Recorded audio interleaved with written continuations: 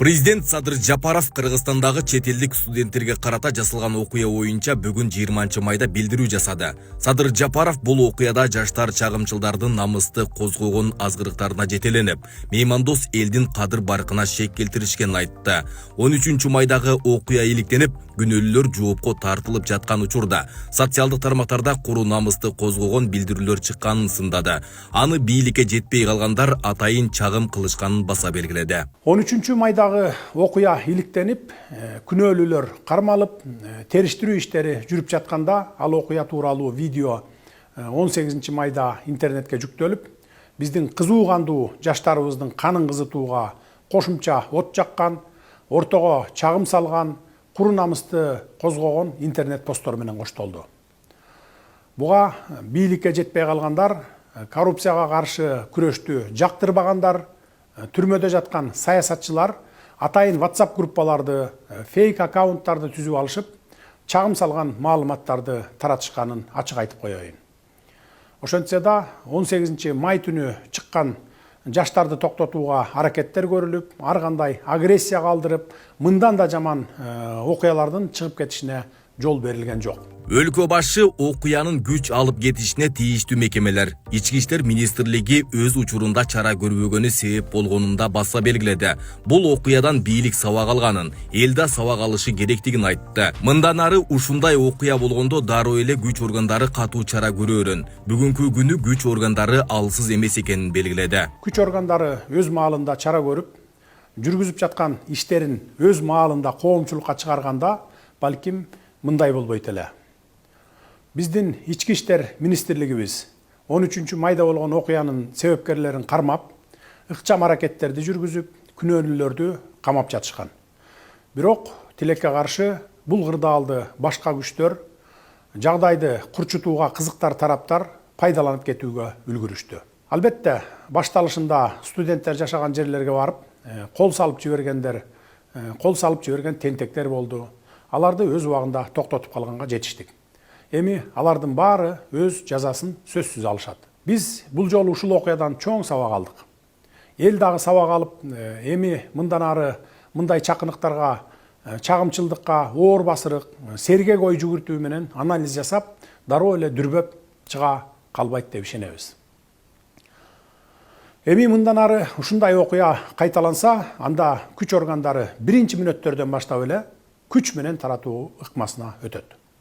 Кудайга шүгүр, азыр күч структуралары мурдагыдай алсыз эмес. Welcome to Kyrgyzstan. Кыргызстанда акыркы жылдары туризм тармагы өнүгө баштаган. Бул жаатта жарандар тарабынан өлкө башчыга туризм менен өнүгөлү деп көптөгөн сунуш пикирлер айтылып келгендигин билдирди. Буга улай эле башка өлкөлөр өз өлкөсүнө туристтерди келтире албай убара. Ал эми биз келген ырыскыбызды тээп жатканыбызды өкүнүү менен кошумчалады. Бул жаатта өзүңүздөр деле багыт берип, туризм менен өнүгөлү деп көптөгөн алгылыктуу сунуш пикирлерди айтып келе жатасыздар. Керемет жерлерибиз бар, ошолорго туристтерди тарталы, келсин, көрсүн, башкалардан эмнебиз кем деп келесиздер. Туризм тармагынан эле өлкөбүзгө мынча пайда түшөт экен деп өзүңүздөр эсеп чотунда айтып берип келатасыздар. Башка өлкөлөр өз өлкөсүнө туристтерди келтире албай убара. Ал эми биз келген ырыскыбызды тээп аткандайбыз. Башка маселе, эгер бизге келген туристтер маданиятсыз болсо, акырын айтып тарбияга салалы. Бул эми бир эле мисал айта берсем сөз көп. Биздин балдарыбыз да чет жерде жүрүшөт. Адам үйүнөн 40 кадам узагандан кийин мусапыр деп коет. Мен буларды айтып жатканымдын себеби ошол сырт дүйнө менен болгон мамилебизди, жаңыдан жанданып келаткан инвестиция, туризм тармагына эч болбосо меймандостук салтыбызга шек келтирбесек дегеним. Ал Кыргызстанда 6300дөн ашуун жумуш орду бош турганын айтып, алдыңкы убактарда 10 000 деген жумуш орду түзүлөрүн кошумчалады. Өлкөдө жумушчу күчү жок болгондуктан ишкерлер чет жактан алып келүүгө мажбур болуп жатышканын, эгер азыр аларды ишке албай коюп, жумуш токтосо экономика токтой турганын кошумчалады.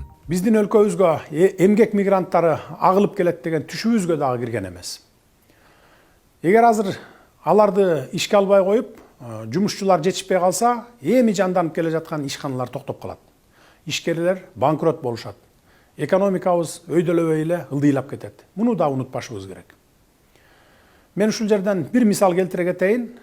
Бириккен Араб өлкөлөрүндө жергиликтүү калктын саны 1 миллион адамдын тегерегинде. Ал эми чет өлкөлөрдөн барып иштеп жүргөн мигранттардын саны 7 миллионду түзөт. Эч кандай проблема жок эле экономикасын көтөрүп жатышат. Биздин 1 миллиондон ашуун жарандарыбыз чет өлкөлөрдө жүрүшөт. Ал эми бизде бүгүнкү күндө иштеп жаткан эмгек мигранттарынын саны болгону 5322 адамды түзөт. Чет өлкөлөрдөн келип окуп жаткан студенттердин саны 42620 адам экен. Биз буга кубанышыбыз керек. Бишкекте 18 майга караган түнү пакистандык студенттер жашаган жатаканага кол салуу болуп, анда 30га жакын чет өлкөлүк студент жабыркаган. Учурда 14 адам дарыланууда. 18 майда окуядан жабыркаган 140 студент жана 40 чакты эмгек мигранты атайын рейс менен Пакистанга учуп кеткен. Учак Лахор шаарына барып конгон. Бишкек шаарынын милициясы калада абал туруктуу экенин, күч органдары күчөтүлгөн тартипте кызмат өтөп жатышканын билдирди. Айбек Исабеков, регион.